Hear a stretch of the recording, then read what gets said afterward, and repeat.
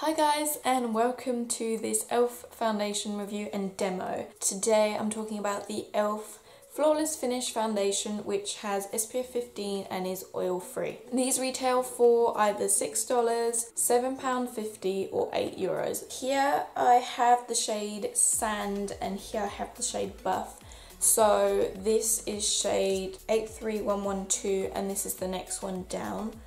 Well, the next one up, which is the darker shade. Now, I will insert swatches here. Why do I not know how to do swatches? So here on the left, we have shade Sand and the next shade up, which is Buff. As you can see, there is a really big difference between the two. And these are the two shades in a slightly different lighting. So I have used this once before, which was actually 2 days ago for my previous video, and I was impressed with it, but I hadn't seen how it had worn. I didn't wear it for very long, maybe a couple of hours. The packaging is this basically. The bottle is in glass. It's got a pump, very sort of sleek packaging, and I do enjoy it. It looks nice. You get 20 milliliters or 0.68 ounces. Most foundations tend to be 30 milliliters, like this one here. I'm wearing this shade Sand, which is a little bit too dark for me, but if you do blend it down the neck, it's okay. The problem I will say about these pumps, it's quite hard to sort of measure how much comes out, and there's a lot more that will come out than you originally want to. So now that all the details have been said, let's just get on with the demo. Okay, so I've got wet hair and a freshly moisturised face. On a day-to-day basis, I don't use primer because I don't have one with the sole purpose of making your foundation last longer. So I'm going to take one pump. It looks like this. It's not very liquidy, it's quite thick, but it still seems pretty fluid. So on one side of my face, I'm going to use the Real Techniques buffing brush, and on the other side, the Real Techniques Expert Face Sponge, I think that's what it's called, to give you an idea of how it applies the two different ways. So we're just going to go in. So I did use this yesterday. What is that? For my tutorial, and I did actually enjoy it. It's looking really weird right now, and I don't know why. Don't know if you can see, but it's looking really weird. So I'm going to try and blend this in a bit more.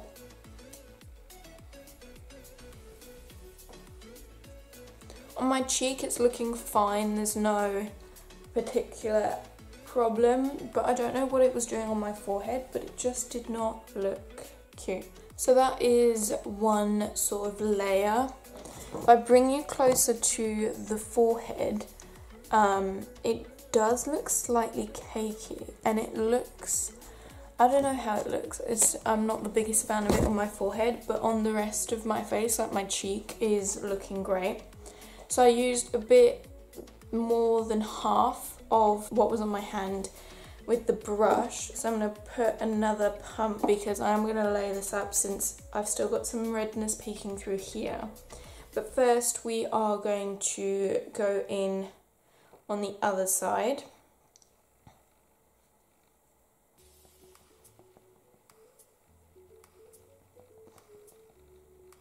Definitely applied nicer on the forehead with the sponge. Don't know if you can see. I think it looked iffy like that because I did put some product directly on the brush, because it didn't look like this yesterday. So this is about one layer on both sides of my face. As you can see, you still got a little bit of redness peeking through.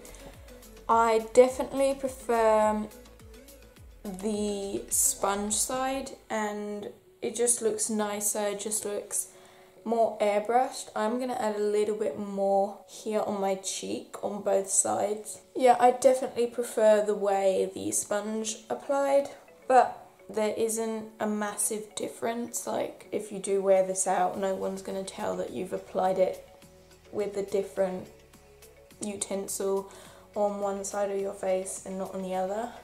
It definitely seems like it's buildable. This is what we have as of now. I'm really pleased. I'm just gonna even out this side, make it seem a bit more unified. Okay, so that is the foundation done. I think it applied really easily. I do prefer the sponge to the brush. This shade is a little bit darker than my actual skin tone, but it's not so dark where it's really noticeable. Just gotta blend it down your neck and you're fine. If this does oxidize, however, it will be way too dark. Okay, so I'm going to put the rest of my makeup back on and I will be right back.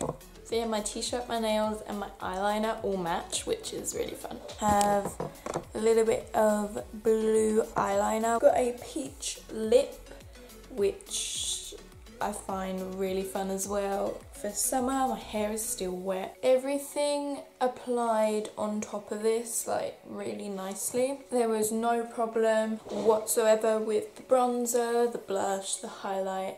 So as far as what I did to the foundation, I set my forehead and the sides of my nose, because that is where I usually tend to get oily no matter what I wear. So that is it. What time is it? Let me find my phone. It is now 11:30 in the morning. I will do some check-ins every couple of hours and show you what is happening. But let me just show you a close-up of the foundation. So the forehead looks nice, cheeks look really nice. So I'm back with an update. So it is now 14:42, so 20 to 3. How long has it been? It's been 3 hours. Really like the way it's looking. Like, it's looking the same on my forehead. Not necessarily super well, but I feel like it's sort of melted around here and looks better. What is that? It's fluff. I can see it's slightly sort of settling into one smile line, which is really weird, and not into the other yet, but it will come. But this one is definitely settling into my smile line. It's not looking the best around my nose, but doesn't really bother me because I feel like not many foundations sit super well on the nose. So it is 7:14. So the foundation's been on for, let me quickly do the maths, about 8 hours now. It's looking okay. I'm trying to find, there we go, that's better lighting. I have gotten a little bit oilier on my forehead, nothing too drastic, nothing really noticeable. I've also gotten a little bit oily here, a bit on the bridge of my nose, but it's the end of the day, it's been warm, nothing I wouldn't usually expect. I haven't re-powdered since this morning. I really did want to test how this wore. I am really pleased. However, on my forehead it's the same as this morning. It doesn't look particularly flattering on little bumps or spots that I do have on my forehead. So if you do have a lot of acne, I would not recommend this. But other than that, I am really enjoying this foundation. Okay guys, so this is the last and final check-in. I still think it looks great, like it's totally wearable. I feel like the foundation has sort of melted like with the oil that my forehead has produced and made it seem a bit more natural. As I said earlier, I'm still a bit oily here and here, a little bit down the bridge of my nose, but nothing dramatic. Like, I don't look like an oil slick, and you could just very easily put a little bit of powder on and the problem would be solved. It's been on for 10 hours now, so it is 20 to 10. Final thoughts. Definitely recommend this foundation if you're on a budget. It's a really good option. Obviously, to increase the wear time of this, you have to experiment with different primers, different powders. I think this is a really nice everyday foundation. It doesn't particularly look super good on top of spots. If you have extremely oily skin, I wouldn't recommend this either unless you really do have a good sort of team of primers and powders that fight against sort of oil. I have a normal skin type and a particularly oily T-zone, like a combination skin, and you can see that obviously. This is the end of the video. I hope that you have found this helpful. Please do give it a like if you've enjoyed it. Don't forget to subscribe to my channel, and I'll see you guys very, very soon. Bye!